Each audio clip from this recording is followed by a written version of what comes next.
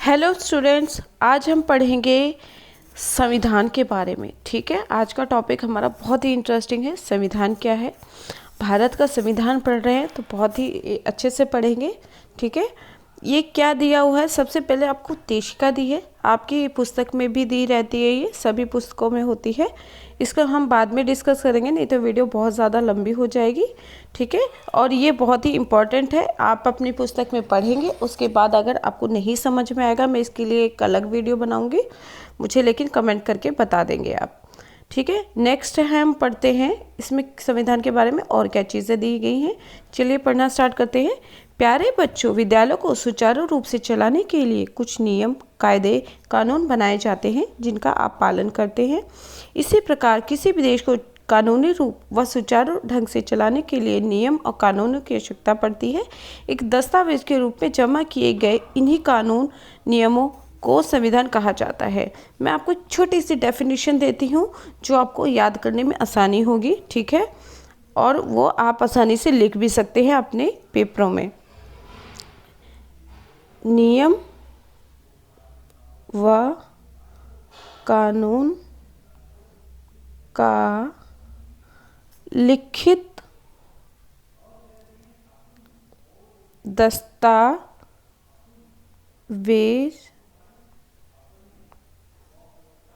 संविधान कहलाता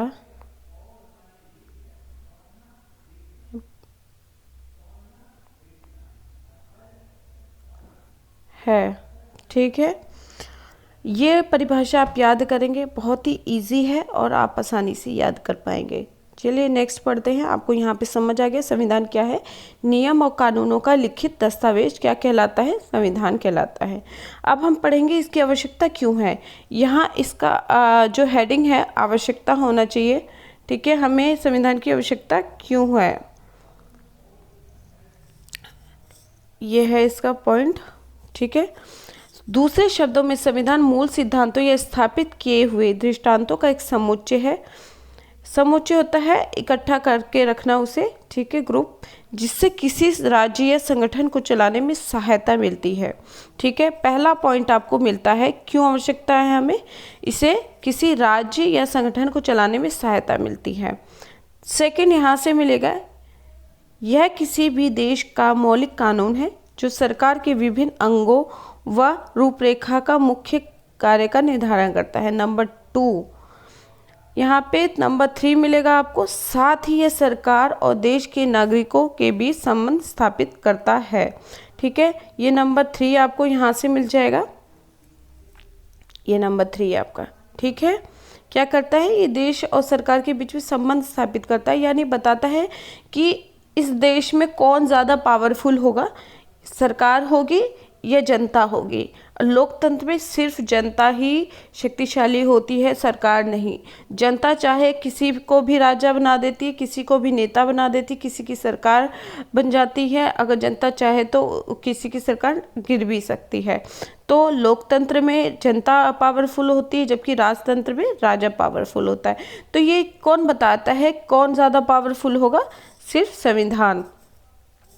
उसके बाद हम पढ़ेंगे संविधान बना कैसे। बच्चों, ये भी बहुत इम्पोर्टेंट है कि संविधान जिसके बारे में हम इतना पढ़ रहे हैं उसके बारे में भी तो जाने, बना कैसे, किसने बनाया भाई।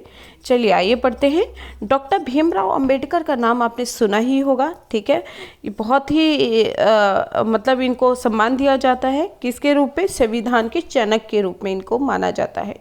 संविधान का निर्माता कहा जाता है, निर्माता। ठीक है, वे संविधान का मसौदा समिति के अध्यक्ष थे। मसौदा होता है, संविधान का मसौदा मतलब एक ग्रुप बनाया गया था जिसमें ये उसको जज कर रहे थे कि ये कैसा बना है, कैसे फाइनलाइज करने का अधिकार किसको था, इन्हीं को था। ठीक है, संविधान का फाइनल ड्राफ्ट तैयार करने में 2 साल 11 महीने 18 दिन लगे। कितने दिन लगे बच्चों, ये पेपर में 1 नंबर में आता है, 2 साल 11 महीने 18 दिन, यानी लगभग 3 साल लग गए थे हमारे देश का संविधान बनाने में, क्योंकि सबसे बड़ा संविधान हमारा ही है जिसे लिखा गया। ठीक है, नेक्स्ट पॉइंट है, भारत का संविधान विश्व का सबसे लंबा लिखित संविधान है। अगर आपसे पूछा जाए भारत की संविधान की सबसे बड़ी विशेषता क्या है, क्योंकि सभी देशों में है अपना अपना संविधान, तो लेकिन भारत में ऐसी क्या बात है भारत के संविधान में जो सबसे अलग है, तो हम कह सकते हैं कि भारत का संविधान विश्व का सबसे लंबा और लिखित संविधान है। विश्व का सबसे लंबा और लिखित संविधान है। ठीक है। 26 नवंबर 1949 को भारत के संविधान को अपनाया गया। ठीक है। अपनाने से अर्थ होता है बेटा जब फाइनल कोई चीज़ हो गई, ठीक है, उसे सबने स्वीकृति दे दी, सबने मान लिया कि ठीक है ये ही संविधान हम अपने देश में अपनाएंगे। ठीक है। इसे अपनाया गया, सिर्फ अपनाया गया, यहाँ पे ध्यान रखेंगे। और 1949 में, 26 जनवरी 1949 में, उसके बाद इसे लागू कब किया गया? ठीक है, इसके लिए लागू किया गया इसे 26 जनवरी 1950 में। जब आप परेड देखते हैं ना, टीवी में आती है या आप जाके भी देखा होगा आपने कई बार। ठीक है। प्रधानमंत्री भाषण भी देते हैं और परेड भी दिखाई देती है, हेलीकॉप्टर उड़ते रहते हैं आसमानों में। काफ़ी उस दिन काफ़ी अच्छा लगता है, त्यौहार जैसा मौसम होता है। और उस दिन आपकी छुट्टी भी होती है स्कूल की, और एक दिन पहले आप स्कूल में 26 जनवरी मनाते भी हैं। तो ये क्या है? ये क्योंकि उस दिन 26 जनवरी को हमारा देश का संविधान लागू किया गया था। चलिए क्वेश्चन आंसर करते हैं। भारतीय संविधान कब लागू किया गया था? 26 जनवरी 1950। संविधान को कब अपनाया गया था? 26 नवंबर 1949। भारत डैश को संविधान का जनक कहा जाता है? डॉक्टर भीम राव अंबेडकर। ठीक है।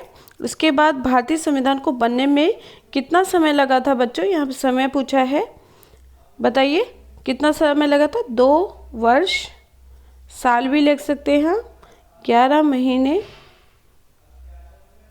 18 दिन। ठीक है, इतना टाइम लगा था। इसके बाद संविधान किसे कहते हैं? यहाँ मैंने ऊपर लिख के बताया था, वही परिभाषा लिखेंगे, लेकिन मैं दोबारा बता देती हूँ।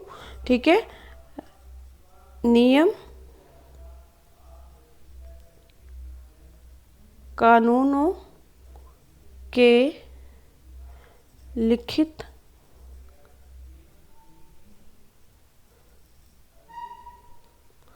दस्तावेज को संविधान कहते हैं। ठीक है। इसको अगर आप नहीं लिख पाए तो वीडियो को स्टॉप करके लिख सकते हैं या स्क्रीनशॉट भी ले सकते हैं। हमें संविधान की आवश्यकता क्यों है?